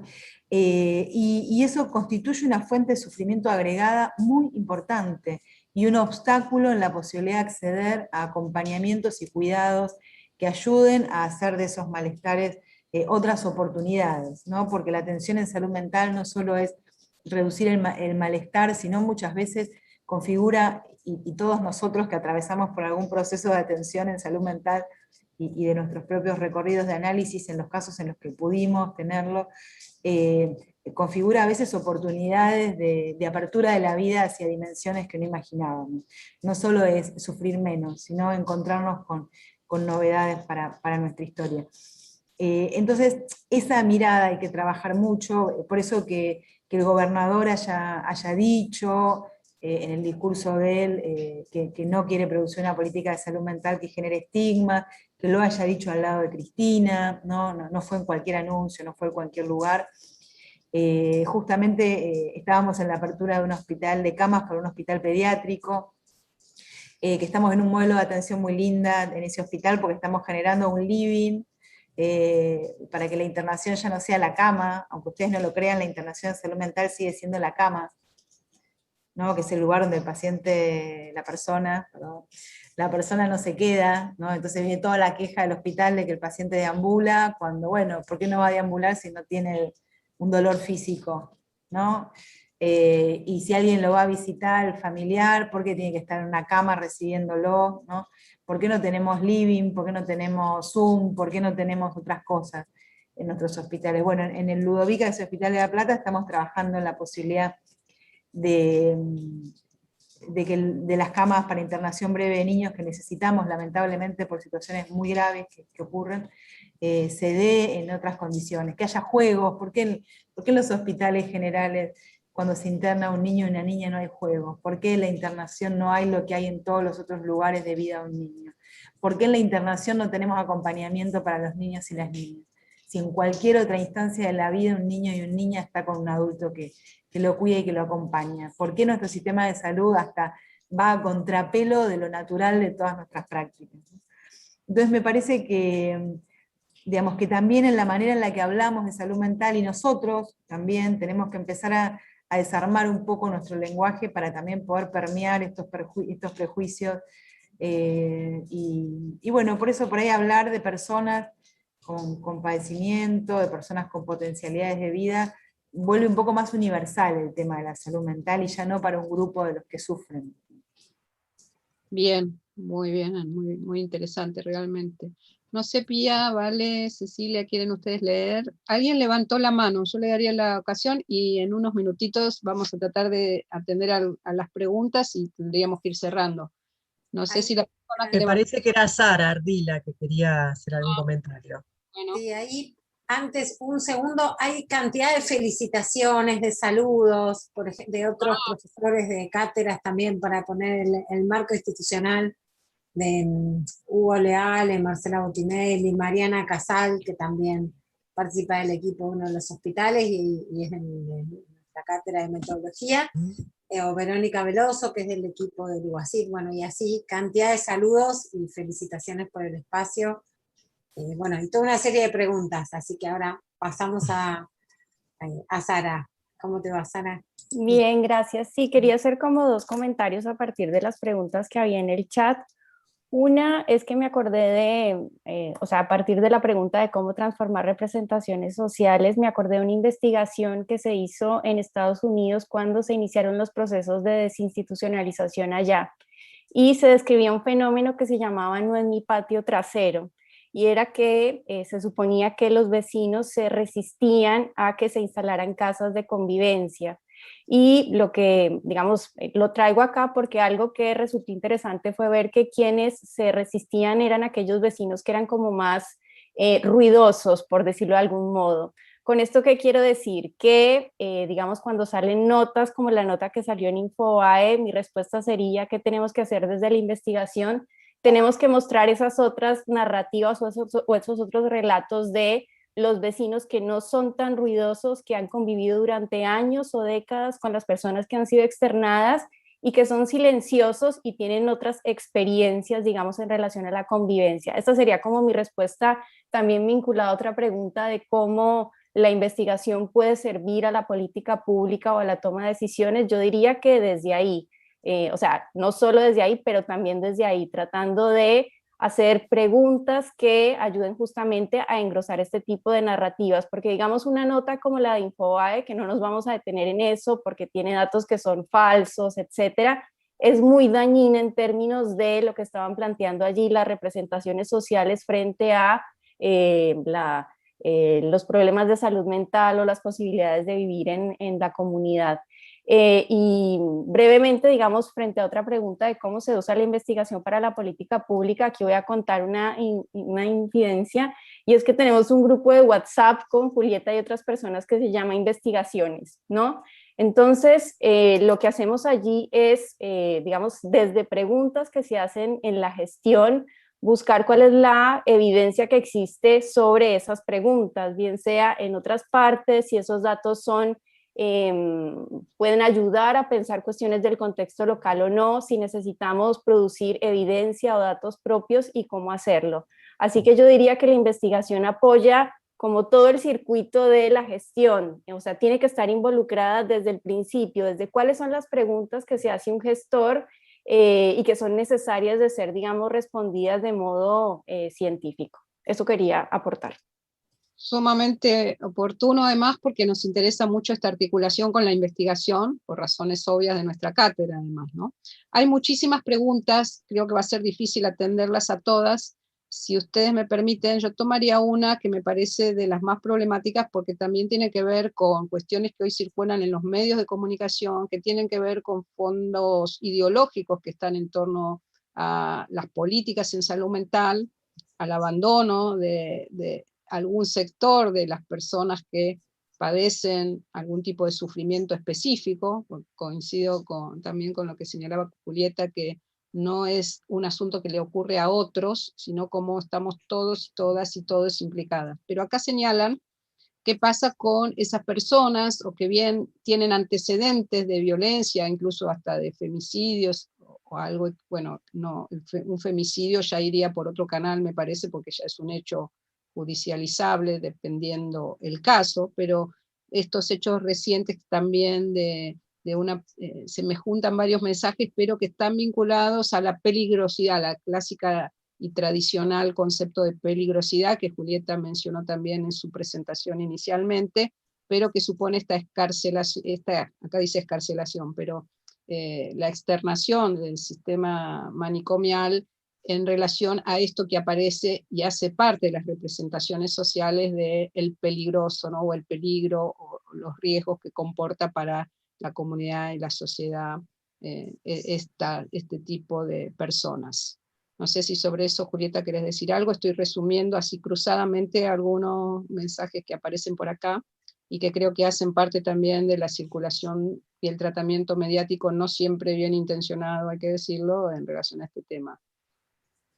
Sí, a mí me parece, justo el otro día hablábamos con Leo Gorbach, el que fue diputado impulsor de la ley colectiva de salud mental, que merecería el tratamiento mediático algún tipo de manual o algo del INADI, porque el uso discriminatorio que hacen de los términos de salud mental son espantosos. Para cualquier persona de la derecha más rancia, más reaccionaria y sinvergüenza de este país, le dicen psicótico o esquizofrénico. Es una barbaridad el uso, y además el uso para justamente hablar de los sectores más jodidos, ¿no? Cosa que me da mucha más rabia. Entonces los medios son todo un capítulo. Hay una idea de la peligrosidad en relación a la locura, estudiada ya, ¿no?, por 1000 autores, donde, bueno, todo lo que tiene que ver con lo otro, con lo diferente, aparece el temor, el rechazo y la construcción del otro como peligroso. Y eso aparece en los temas de salud mental, aparece en los pibes chorros, ¿no? Aparece en todos los mecanismos de segregación por clase, por salud mental, por todas las maneras en que la discriminación opera en términos sociales. Después hay, digamos, ¿qué pasa con las conductas graves de personas que están con un padecimiento de salud mental? Roxana ahí dijo bien, ¿no? Hay conductas graves que, como puede ser un homicidio, como puede ser un femicidio, como puede ser un abuso sexual, que son delitos, ¿no? Y que me parece que ahí es muy importante no empantanarnos en eso.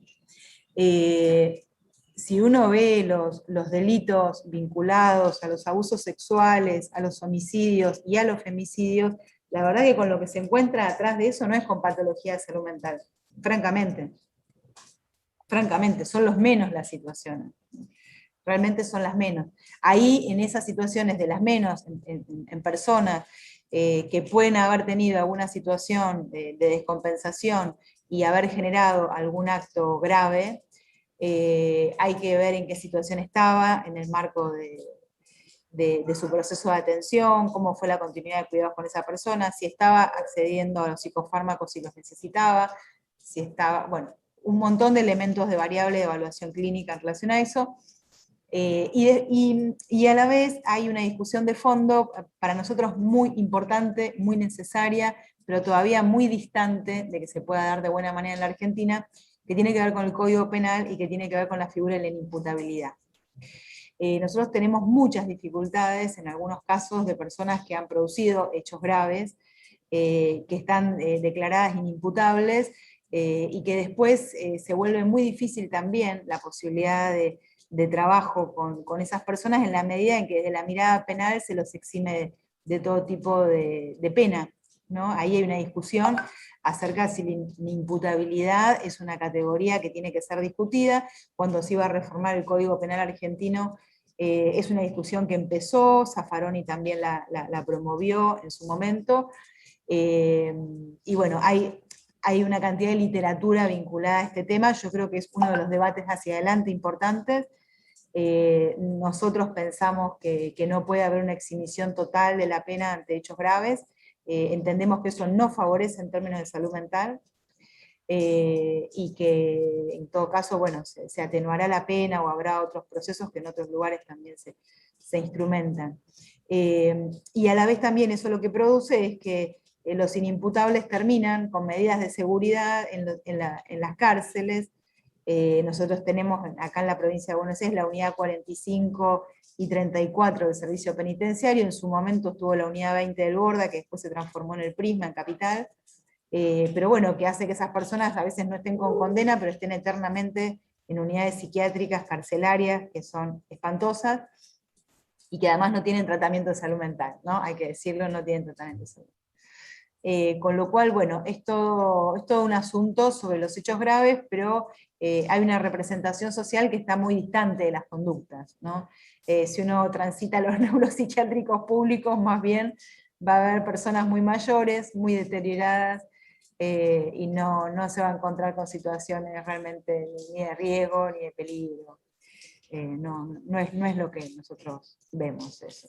Que no quiere decir que no haya a veces situaciones, por eso la ley incluso permite la internación involuntaria ante situaciones de riesgo hacia otros o hacia sí mismo. Es justamente la característica de una internación involuntaria, con control de legalidad, obviamente. ¿Por qué no? Digo, tomando las notas estas de Infobae, las pavadas que algunos psiquiatras a esta altura del tiempo siguen diciendo, ¿no? De que la ley es incumplible o que no se puede internar. Es más, tiene un capítulo entero sobre la internación, ¿no? Y cómo cualquier persona sensata en salud mental no va a pensar que la internación es un recurso disponible cuando se te agotaron todos por tiempo limitado, de manera cuidada, con control de legalidad, pero obviamente que sigue siendo un recurso de cuidado. Bien, bueno, Cecilia, ahí podés, entonces tomamos un par de preguntitas más y vamos cerrando, ¿les parece? Porque Dale. ya estamos excedidos de la hora. Sí, por ahí dos preguntitas que están vinculadas con justamente la inclusión comunitaria posterior a las condiciones de externación. Una de Mariano, que plantea para Ana preguntarle qué estrategias pensaron o desarrollaron para la inclusión laboral de las personas que se suban al programa, y otra de Julieta, que tiene que ver con algunas condiciones que tuvieron en cuenta para no sé si garantizar, pero valorar la red vincular que podía ser segura para estas personas. Yo contesto cortito. Las estrategias que tienen que ver con lo laboral en general las trabajamos en forma intersectorial, trabajamos con otros programas que tienen esos objetivos y trabajamos en forma conjunta. O sea, lo que pensamos que este trabajo de externación no es un trabajo que puedan hacer un solo equipo o una sola persona o unas pocas voluntades. O sea, que el trabajo de una plena inserción laboral y de acceso a derechos, que tiene que ver con la salud, la del trabajo, la vivienda, tiene que ser intersectorial y tiene que comprometer a otros actores sociales. Por ejemplo, en el caso de la vivienda, un actor social muy importante es Desarrollo Social, que es otro ministerio, y trabajamos mucho con programas que se dedican a la inclusión sociolaboral, empleo con apoyo. O sea, trabajamos esas cuestiones en forma intersectorial, tratando de juntar voluntades.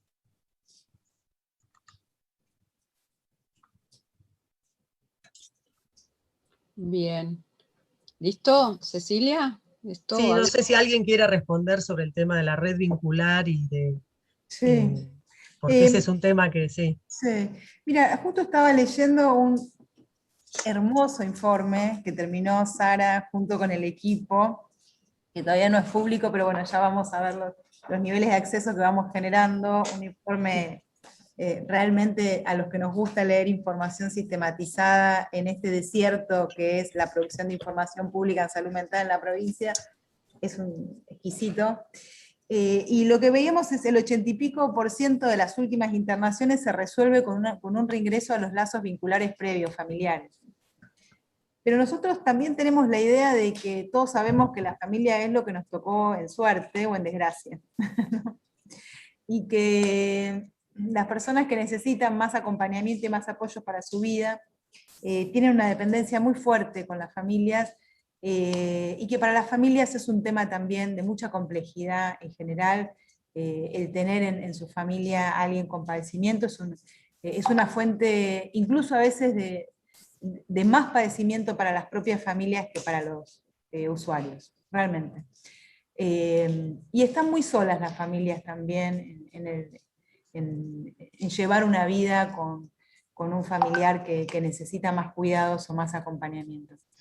Entonces, nosotros pensamos las dos cuestiones. Y no digo que esto esté resuelto para nada, ¿no? Pero cómo lo pensamos y hacia dónde nos gustaría caminar.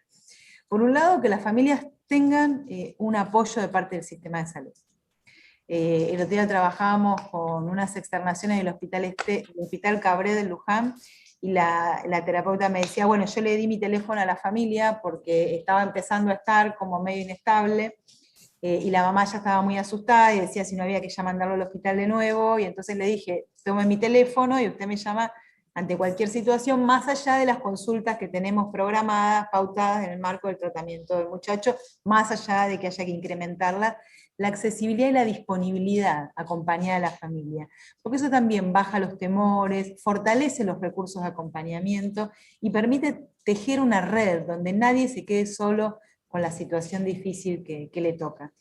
Entonces esa mamá, por ejemplo, la había llamado y habían conversado juntas sobre qué cosas podían hacer para que el muchacho en cuestión estuviera más tranquilo o estuviera mejor, y esa mamá encontró a alguien con quien pensar. Muchas veces es importante tener con quién pensar las cosas que están pasando, y no solamente tratar pacientes, ¿no? Sino armar redes con las que pensar. Y otras veces la verdad que la familia no está, o no puede estar, o es una familia con la que no conviene estar, como pasa con el resto, nos pasa a nosotros con un montón de otras circunstancias de nuestra vida. Entonces también hay que desfamiliarizar un poco, ¿no? Esta idea de que la familia es la célula en la que, ¿no?, la sociedad se desarrolla, y si te tocó una familia o que no puede, ¿no?, porque está rota en 1000 pedazos de otra cantidad de problemas, o porque no quiere, porque tiene un nivel de rechazo que no favorece, o no está, ¿no? O no está, no todos nacen con familia. Entonces que eso no se vuelva un destino irreversible de recursos de apoyo y acompañamiento, ¿no? Las dos cosas son las que nosotros estamos tratando de pensar a medida que nos vamos encontrando con la situación, ¿no? Bien, entonces para ir cerrando, acá aparece una pregunta que la voy a articular con una propuesta del compañero de cátedra de Adrián, que a ver si dice, no encuentro dónde está, pero decía una estudiante, creo que era, acá, Mariela pregunta, muy linda la pregunta, ¿existe en este momento algún proyecto? No es esta, pero la idea era que, ¿qué le dirían ustedes? ¿Cómo pueden participar los estudiantes, las estudiantes, les estudiantes? Y para cerrar, ¿qué mensaje o qué cosa le quisieran decir, ya que tenemos ahora la ocasión de dialogar con ellos y con ellas? La pregunta era, ¿en qué piensan que un estudiante o una estudiante puede acercarse, cómo, para qué, desde qué lugar, etcétera? Y bueno, y si ustedes quieren dejar alguna idea, alguna reflexión para cerrar, también. Me refiero a José, a Ana, a Julieta. Bueno, yo de principio, como dije antes, sobre los trabajadores, lo voy a decir sobre todos los estudiantes de Psicología y Salud Mental de Argentina, y ni que hablar de la UBA, que sigue siendo un espacio de mucha importancia también para nosotros desde la provincia de Buenos Aires, y donde trabajan muchísimos egresados de la provincia de Buenos Aires, muchísimos egresados de la provincia de Buenos Aires, La invitación es que se involucren y formen parte de este proceso de reforma que nosotros entendemos va a ser de los más importantes de la Argentina y que está transcurriendo ahora. ¿Cómo, de qué manera podemos ir encontrándola? Pero la invitación es esa, porque eso nos va a permitir ensanchar las posibilidades de reforma para el resto de las provincias que aún no lo están pudiendo hacer, incluida la Ciudad de Buenos Aires, con todo lo que tiene para que eso suceda, la cantidad de profesionales y de instituciones de salud que tiene, que es realmente un despropósito comparado con la situación que tenemos en nuestra provincia de Buenos Aires. Pero la invitación es esa, que se agencien, que formen parte de eso, que puedan seguir el proceso de reforma, y ojalá que pronto encontremos una manera, a través de alguna cátedra donde se pueda armar alguna práctica para conocer un poco más de cerca el proceso de reforma de la provincia, y hacer algunas recorridas que nos gustaría mucho también que se puedan hacer sobre los hospitales, con los directores hermosos que tenemos, que también los van a llenar de entusiasmo y de deseos de lo que viene. Así que la invitación es esa a los estudiantes y a los docentes la misma. Bueno, muchas gracias, Julieta, muy lindo. Bueno, yo voy a reiterar, si me permite, Roxana y los aquí presentes, también la invitación a que en algún momento curse práctica salud mental y desinstitucionalización. Ahí, bueno, en este momento estamos atravesando la pandemia y la virtualidad como método pedagógico que no nos ayuda en muchos casos, pero bueno, vamos a muchas de las experiencias que cuenta Julieta las hemos conocido a través de la práctica, por ejemplo, el PREA, que pudimos conocer bastante en profundidad, y por supuesto que el mensaje también va en consonancia con lo que dice Julieta, de implicarse, de comprometerse, no solamente con el proceso de reforma. Estábamos hablando que esta convocatoria tiene que ver con el deseo de que tengamos una facultad más democrática, entonces eso va de la mano a que podamos implicarnos en distintos procesos que tienen que ver con nuestra facultad. Un poco el marco de esta actividad intercátedras estuvo inspirada en eso, en que queremos una facultad más democrática y que los procesos democráticos van de la mano también de las democratizaciones en el campo de la salud mental y en el campo de la atención y de la desinstitucionalización y de la desmanicomialización. O sea, un poco recordar la convocatoria que volvemos a agradecer bueno, nos reunió hoy. Bien. Perdón, yo esto que decía Ana, me sumo a lo que comentaba Ana respecto de la universidad, y también espacios de formación, ¿no? Como yo fui becario también de las becas Salud Investiga, desde el Ministerio de Salud, que incentivan fuertemente, ¿no?, la producción de investigaciones, desde la iniciación hacia el perfeccionamiento, y le reservan un cupo importante a todo lo que tiene que ver con salud mental comunitaria y las posibilidades de la desmanicomialización, ¿no? Así que también destacar esos espacios de formación una vez que nos recibimos, que son bien importantes para profundizar la formación profesional, ¿no? Importante, José, muchas gracias. Cecilia, Pía, Valeria, no sé, las colegas de cátedra quieren agregar algo. Y yo lo que agregaría, Roxana, es que un modo de participar bastante cercano a los estudiantes y las y los estudiantes es la participación en el proceso de reforma curricular que está en curso, se viene pronto. Me parece que justamente hacer oír la voz, incorporar la voz de los estudiantes y las estudiantes, demandando una formación a la altura de estas políticas, de una perspectiva de salud mental en el marco de la Ley Nacional de Salud Mental, con perspectiva de derechos, y con todo lo que hemos estado planteando y trabajando este cuatrimestre. Me parece que es un espacio muy cercano, que no tiene que ser desaprovechado, y que es muy potente también, porque se viene seguramente en breve esa discusión, y bueno, estaría bueno que las y los estudiantes participen. Muy bueno, muy importante. María Pía. Sí, coincido fuertemente con todo lo que se está diciendo. Y también para los estudiantes insistir en diversificar modelos como nuestras, digamos, como escuchamos recién a Julieta, Ana, José, pero especialmente a las psicólogas, también desde una perspectiva de género, de posiciones de mujeres comprometidas con la dirección de proyectos, con la función pública, con la gestión, con la militancia, con el sindicalismo, como son las dos compañeras referentes en ese campo. Así que eso también me parece muy importante, poder imaginarse como psicólogos en distintas funciones en el campo de lo social de transformación, y especialmente para las mujeres, que es un desafío extra, ¿no?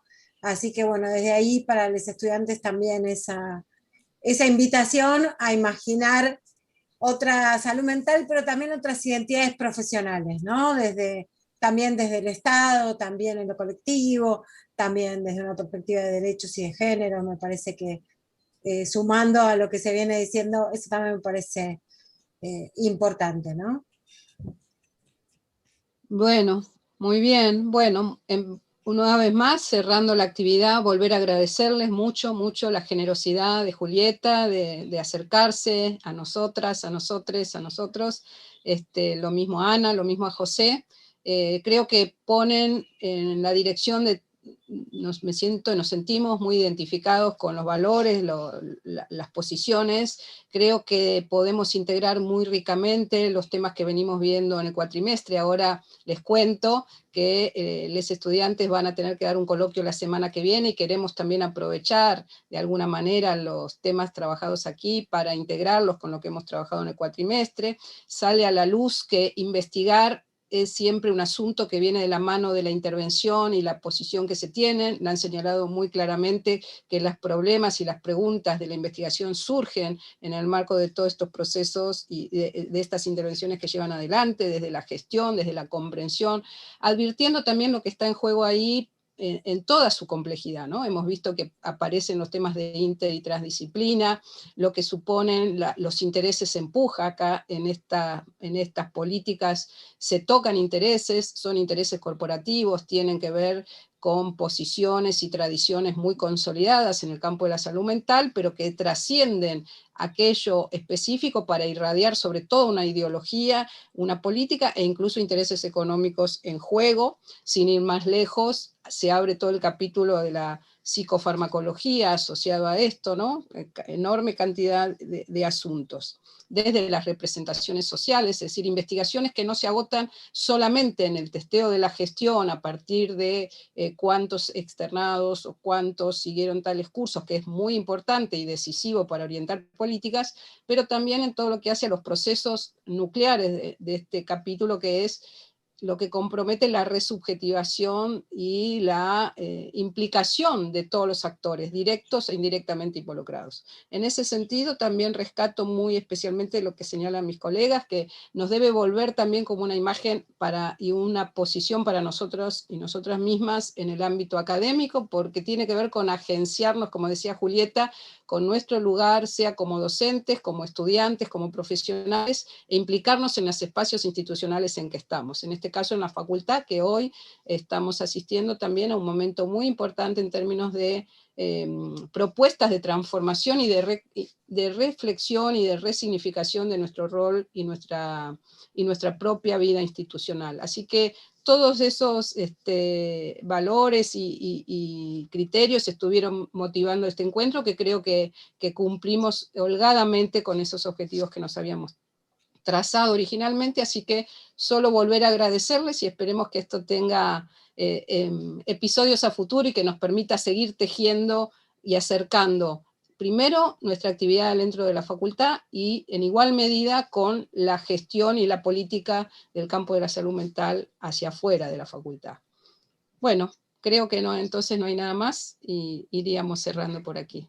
Yo pensaba que a la vez que es una actividad intercátedras, también es una actividad interclaustros, porque están los estudiantes, están los profesores, y habemos algunos de nosotros que formamos parte de claustros graduados, que desde hace muchos años también tratamos de construir como un claustro democrático, y que bueno, que son esos tres claustros los que componen el gobierno de nuestra facultad. Y es lo que nosotros hagamos también con nuestra participación en la vida institucional de la facultad, la que va a construir una facultad democrática o una facultad cerrada sobre sí misma. Así que bueno, tenemos varios desafíos hermosos hacia adelante para trabajar. Muy importante. Bueno, muchísimas gracias a todos, a todas y a todes. Y quedará disponible esto, eso ya lo adelantamos a los estudiantes también, porque lo vamos a subir a la página de la cátedra, de la página de Facebook, para que puedan acceder los que no pudieron estar todo el recorrido o los que no pudieron estar por otros motivos. Saludamos y agradecemos a todos. Saludos. Muchas gracias. Chao, muchas gracias. Gracias. Chao, gracias. The